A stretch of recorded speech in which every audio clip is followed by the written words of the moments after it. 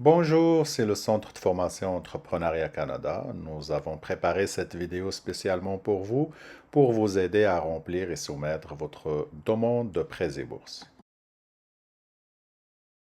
Alors, avant de commencer, gardez ça en tête. Donc, pour soumettre votre demande de prêts et bourses en ligne, vous devez avoir en main votre code permanent. Un code permanent, généralement, que vous allez obtenir via votre centre de formation ou via le centre de services scolaires en général.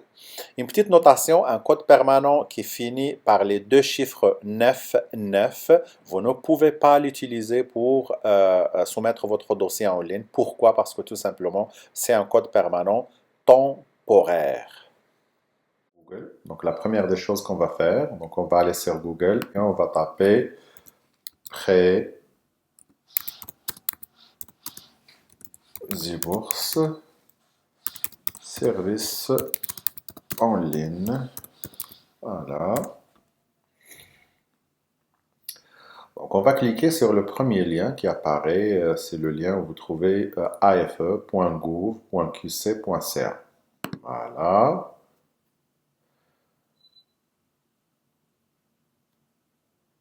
Après ça, donc je suis sur la page de connexion.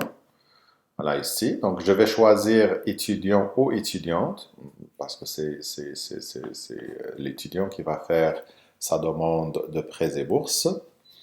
Alors, je vais faire continuer. Supposons que moi, j'ai oublié mon mot de passe. C'est bon? J'ai oublié mon mot de passe. Donc, je peux juste cliquer ici sur mot de passe oublié. Voilà. Et je vais entrer ici mon code permanent et ma date de naissance, comme il est indiqué. Et je vais cliquer sur continuer. Donc, lorsque je clique sur continuer, normalement, le système, il va m'envoyer un code à 4 chiffres. Et après ça, donc je vais copier le code et je vais venir pour le coller dans la place correspondante et je fais suivant. Et comme ça, le système, il va me donner l'occasion de créer un nouveau mot de passe et de le confirmer par la suite. C'est bon? Donc maintenant, supposons que j'ai mon code permanent, j'ai mon mot de passe, tout est beau. Donc je vais juste entrer ici mon code permanent et ici mon mot de passe et je clique sur se connecter pour aller sur mon dossier. Voilà. Maintenant,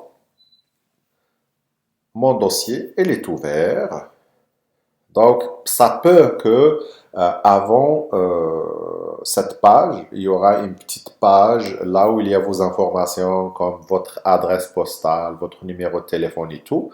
Le système va vous appeler juste à confirmer ça. Donc, faites confirmer ou corriger s'il y a quelque chose à corriger. Et après ça, vous allez tomber sur cette page-là. Donc, sur cette page-là, normalement, vous avez nouvelle demande. Donc, je vais aller sur nouvelle demande. Voilà. Et comme la formation est à temps plein, donc je vais sélectionner le premier lien, donc accéder. Donc je vais sélectionner ce lien-là. Donc je vais cliquer sur accéder au formulaire, études à temps plein. Voilà. Et ça va m'ouvrir ici, comme vous pouvez le voir, donc mon dossier au total. Voilà, il est là. Donc, je vais cliquez sur demande d'aide financière ici. C'est bon? Ça devient rouge. Voilà. Donc, ici, vous avez le nom, le prénom, numéro d'assurance sociale, statut légal au Canada. Est-ce que vous êtes résident permanent, citoyen, réfugié, ainsi de suite. Et vous avez ici le code de catégorie d'immigrants. Franchement, la plupart, ils vont indiquer SW1, mais il faut vérifier ça sur votre certificat de sélection du Québec. Normalement, vous allez trouver votre code de catégorie d'immigrants. Et vous avez ici la date d'obtention du statut de résident permanent. Généralement, c'est votre date d'entrée ici au Canada. Donc, une fois, je fais tout ça. Donc, je clique sur page suivante. Et maintenant, vous avez l'information fournie dans cette section nous permettra de déterminer si vous résidez au Québec, si vous êtes réputé y résider. Donc, répondez aux questions de façon à décrire fidèlement votre situation. Donc, êtes-vous titulaire d'un certificat de sélection du Québec? Donc, vous allez juste mettre oui ou non. C'est bon? Donc, dans le cas où vous avez un certificat de sélection du Québec, donc vous allez cliquer sur oui. Après ça, études à l'extérieur du Québec, donc ça ne nous concerne pas tout simplement. Ce n'est pas notre cas. Et après ça, donc, vous allez faire quoi? Vous allez cliquer sur page suivante. Voilà. Donc, sur cette page-là, vous avez le A, c'est études à temps partiel avant le début des études à temps plein. Attention si vous voyez 2021-2022 parce que c'est l'année où on a fait l'exemple.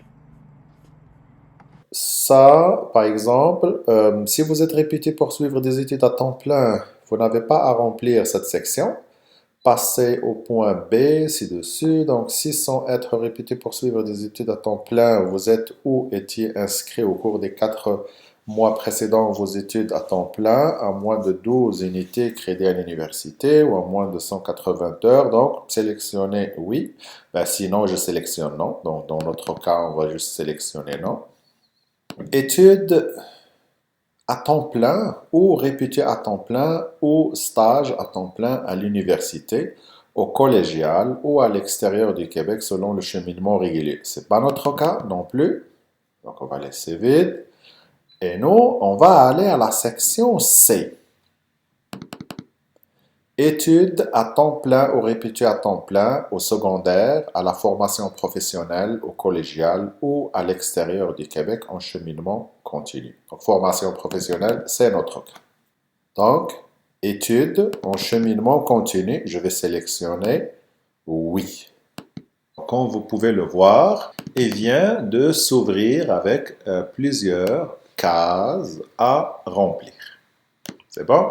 Donc, qu'est-ce que je vais faire? Je vais remplir ces cases-là. Donc, la date de début des études, je vais mettre la date ici, donc l'année ici, ici le mois et ici le jour. Et la date de fin, je vais mettre ici l'année, ici le mois et ici le jour. C'est bon? Après ça, donc, c'est pas la peine de remplir ça ou ça. Donc, puisqu'on a rempli la date de début et la date de fin, c'est correct. Après ça, on va passer au code de l'établissement d'enseignement. Donc, j'ai le code ici. Et après ça, je vais mettre le code du programme d'études. Lorsque vous écrivez le code de votre programme d'études, écrivez-le en 5 chiffres. Mettez un 0 au début et après, mettez les 4 chiffres. Et après ça, vous avez résidez-vous chez vos parents, vos répondants ou votre répondant au cours de cette période. Si oui, si vous résidez avec vos parents, vous mettez oui. Sinon, vous mettez non. Donc, la plupart, ils vont mettre non. Et après ça, études à l'automne 2022. Donc, généralement, ça dépend de ce que vous avez rempli ici. Donc, de la date. Donc, ça peut être l'automne ou l'hiver ou peu importe. Donc, ça veut dire quoi ça? Ici, si vous prévoyez poursuivre vos études à temps plein ou réputé à temps plein dans un délai de 4 mois ou moins, débutant le mois suivant la fin des études, vous allez mettre oui. Sinon, vous mettez non. Mais attention, si vous mettez oui et que vous avez fini votre formation, et après 4 mois, vous n'avez pas trouvé d'inscription et vous n'êtes inscrit à aucun programme. Donc, qu'est-ce qui va y arriver? Eh bien, vous allez rembourser les 4 mois ou les 3 mois ou 2 ou peu importe que vous avez pris des prêts et bourses, vous allez les rembourser. Donc, c'est pour cela, ici, assurez-vous que vous allez vraiment faire des études après la fin de votre formation. Si vous n'êtes pas certain, mettez non, tout court. C'est bon? Donc, rendu sur cette page-là, l'allocation pour des matériels d'appui à la formation. Donc, gardez ça en tête. Si vous êtes admissible au programme de prêts et bourses, vous pourriez avoir droit à un montant de prêt supplémentaire à raison de 500 dollars pour chacune des périodes d'études pour lesquelles une aide vous est accordée au cours de l'année d'attribution. Donc, la somme, si vous n'êtes pas certain qu'un montant d'aide additionnel vous est nécessaire, vous pouvez attendre et en faire la demande ultérieurement en fournissant le formulaire déclaration de changement disponible dans votre dossier en ligne. Donc, ça c'est juste un prêt, attention. Donc, la somme que vous voulez rajouter ici, c'est juste un prêt. Donc, si vous avez vraiment besoin, mettez oui. Si vous n'avez pas besoin, mettez tout simplement non. Mais moi, je vous conseille de mettre un non au début. Vous pouvez toujours revenir sur votre demande et faire une déclaration de changement, comme indiqué ici. Donc, on va mettre non et on va avancer. Donc, sur cette page-là, je vous ai mis des exemples juste pour faire avancer la demande, donc, pour que ça ne bloque pas. Ici, on a la situation de l'étudiant. La situation de l'étudiant. Donc, la partie A, état matrimonial. Donc, ici, je vais juste choisir si c'est marié, uni civilement, divorcé, séparément légal, séparé de fait ou veuf. Donc, sélectionnez ça. Je vais mettre marié, exemple. Date de début de cet état matrimonial, je vais mettre 2005, 7-7, juste comme un exemple. Vous devez fournir les renseignements demandés qui concernent votre conjointe ou votre conjoint. Donc, vous allez mettre ici le nom de votre conjoint, ici le prénom de votre conjoint, sa date de naissance, l'année, le mois et le jour, le code permanent, donc son code permanent à lui, déficience fonctionnelle majeure. Donc, je suis atteint d'une déficience fonctionnelle majeure, oui ou non. Donc, si oui, vous mettez oui, sinon, vous mettez non. C'est bon? Ici, vous allez passer, par exemple, à l'autonomie en fonction de la situation familiale. Donc, ici, je suis ou j'ai été le parent biologique ou adoptif d'un enfant. J'ai mis un exemple, j'ai mis oui pour quelqu'un qui a des enfants, par exemple. Et je mis ici la date de naissance de votre premier enfant. Je suis célibataire et mes deux parents sont décédés. Je suis chef de famille monoparentale et j'ai au moins un enfant à ma charge qui habite avec moi. Ben, si la personne il est monoparental, ça veut dire qu'elle est séparée et il a un enfant au moins qui vit avec lui. Ici, je vis avec une conjointe ou un conjoint de fait sans être marié ou unis civilement et au moins un enfant, le mien ou celui de ma conjointe ou de mon conjoint. Donc, vous mettez oui ou non et après ça, vous mettez la date. Après ça, on a l'autonomie en fonction des études. J'ai un diplôme de premier cycle universitaire du Québec. Donc, oui ou non. J'ai un diplôme de premier cycle universitaire ou l'équivalent obtenu à l'extérieur du Québec. Généralement, il s'agit d'un diplôme obtenu après un minimum de 3 années d'études universitaires. Donc, vous mettez oui ou non. Je poursuis des études de deuxième ou de troisième cycle universitaire durant toutes les périodes d'études de l'année scolaire sans avoir de diplôme de premier cycle. Donc, vous mettez oui ou non. J'ai obtenu un diplôme d'études supérieures 1 en musique ou une attestation d'études au terme de 3 années de formation universitaire dans un conservatoire de musique ou d'art dramatique du Québec. La même chose, donc vous sélectionnez oui ou non. Et après ça, j'ai situation familiale particulière. Répondez oui si avant le 1er janvier 2021, votre conjointe ou votre conjoint a toujours résidé à l'extérieur du Canada. Ça veut dire que vous êtes là, ici, au Canada, mais votre conjoint ou conjointe, il réside toujours à l'extérieur du Canada. C'est bon? C'est le cas, donc mettez oui. Sinon, mettez non. Ma conjointe ou mon conjoint est introuvable. Si c'est le cas, si votre conjoint ou conjointe est introuvable, mettez oui. Sinon, mettez non. Et après ça, on va cliquer sur page suivante. C'est bon? Voilà, ici, on va tomber sur cette partie, autre programme de soutien financier. Donc, veuillez indiquer si vous bénéficiez ou avez bénéficié des programmes de soutien financier suivants entre le 1er juillet 2021 et le 31 août 2022. Ben, suivant le cas, parce que c'est vous, vous êtes en train de faire votre demande en 2023, ben, ça va vous indiquer entre 2022 et 2023 ou 2023 et 2024. C'est correct. Donc, programme d'aide sociale, programme de solidarité sociale ou programme objectif d'emploi, c'est oui. Donc, vous allez mettre oui, sinon vous mettez non. C'est bon? Mesure de formation de la main-d'œuvre d'Emploi Québec dans un établissement d'enseignement, donc collégial public, ou un établissement d'enseignement relevant d'un centre de service social. Si oui, vous mettez oui, sinon vous mettez non. Si par exemple vous avez mis oui, donc vous allez mettre la date de début ici et la date de fin ici. C'est bon?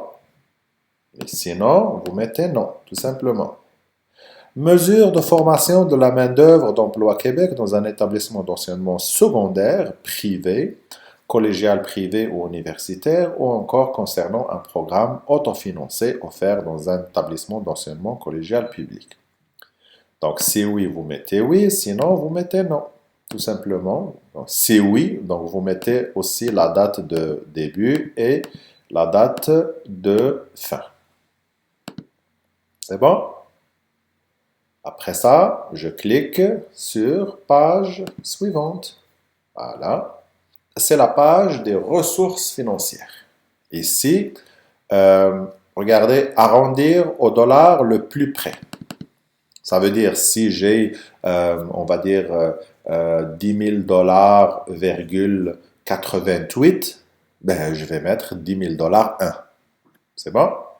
Donc, ici, revenu brut d'employé salarié. Si j'ai un salaire, je vais le mettre. Sinon, je vais mettre 0. Dans mon cas, je vais mettre des zéros, tout simplement pour... mais vous allez vraiment vérifier et regarder ce que vous avez. Si vous avez des sommes à déclarer, mettez. C'est bon? Moi, je vais juste mettre des zéros partout, en supposant qu'une personne, il vient juste d'arriver, qui n'a pas touché à aucune somme d'argent, soit au travail, soit des prestations d'assurance emploi, soit des prestations reçues en vertu du régime québécois d'assurance parentale, somme reçue d'emploi Québec pour participation à une mesure de formation, indemnité de remplacement de revenus, indemnité de remplacement de revenus, indemnité de remplacement de revenus pour les victimes d'actes criminels, rente aux pensions de retraite, prestation d'un régime de retraite privé ou public. Donc, si vous n'avez rien de tout ça, vous mettez des zéros. Ben, s'il y a des sommes à déclarer, vous allez les déclarer à la bonne place. C'est bon?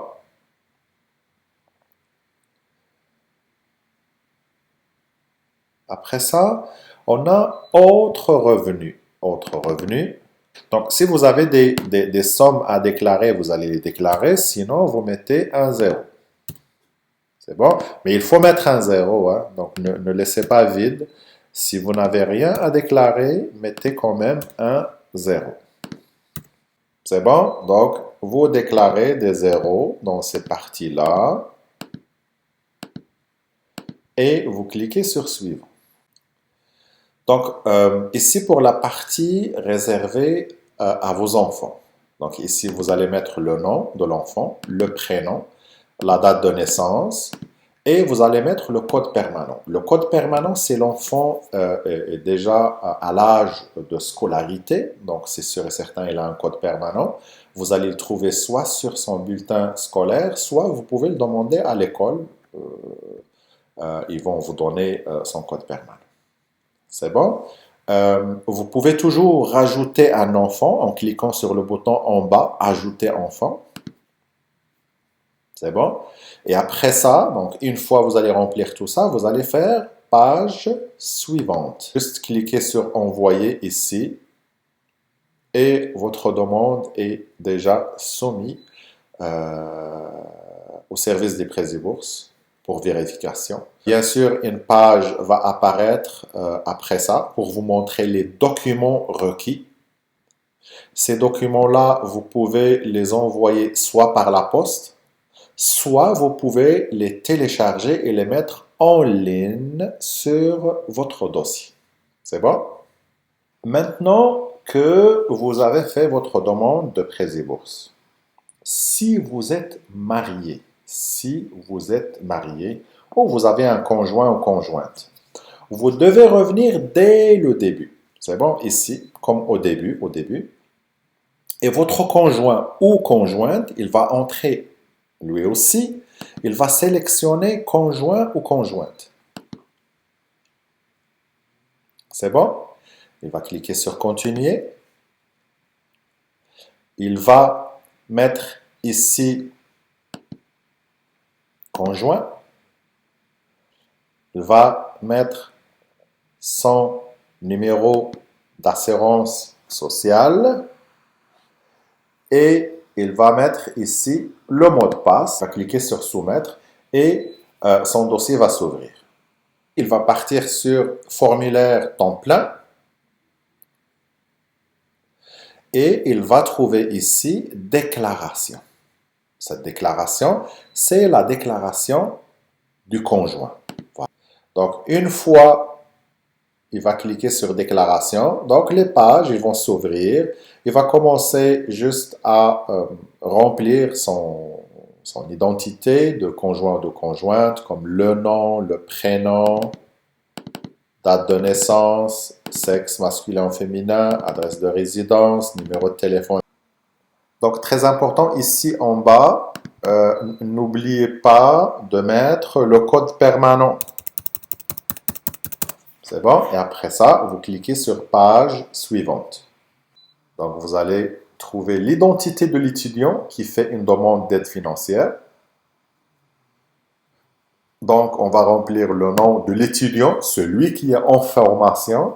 Donc, on va mettre son nom, son prénom, date de naissance, code permanent, la date du début de votre union avec l'étudiant qui fait une demande d'aide et vous cliquez sur page suivante. Donc, sur cette page, vous avez toujours arrondir au dollar le plus près.